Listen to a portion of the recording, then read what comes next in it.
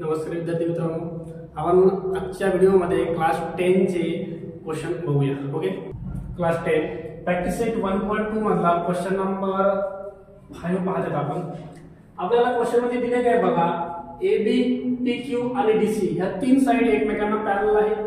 ही आपली AB side आहे, नंतर या ठिकाणी आहे आपली PQ साइड आणि नंतर आहे DC साइड.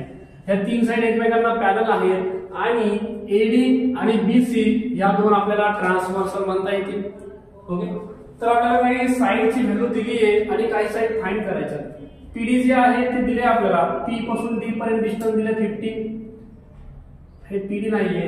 AP 15, PD किती आहे 12 आहे, QC आहे 14 आणि आपल्याला BQ हे या ठिकाणचं फाइंड आउट करायचं. ओके, तर आपल्याला या ठिकाणी थेरम ऑफ 3 पॅरलल लाइन आणि ट्रान्सव्हर्सल यूज करता येईल.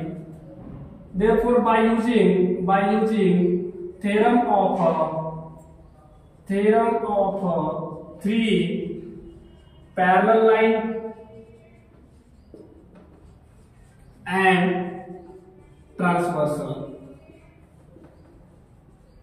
ओके, 3 पॅरलल लाइन आणि ट्रान्सव्हर्सलचा जर थेरम यूज केला तर आपल्याला AP अपॉन मध्ये PD is equal to BQ upon मध्ये QC हा रेशो घेता येईल.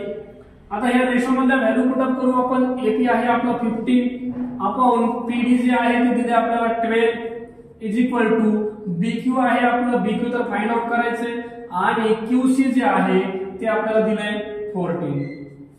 BQ फाइंड आउट करायचा आहे. 14 ला या साइडला घेऊन जा. 15 into 14 upon 12 is equal to BQ. याला लेस करा, ह्या दोघांना 3 लेस होईल. 3 4 चा 12, 3 5 चा 15 आणि 14 5 चा 70 अपॉन मध्ये जे आहे 4 इज इक्वल टू BQ. लेस करा पूर्ण. 4 1 चा 4, 3 उरले, 4 7 चा 28 आणि 2 4 5 चा 20 is equal to BQ. Okay, तर therefore BQ is equal to 17.5 हे आपला लास्ट आन्सर असेल. ओके, अशा प्रकारे हा क्वेश्चन आपल्याला सॉल्व्ह करायचा आहे.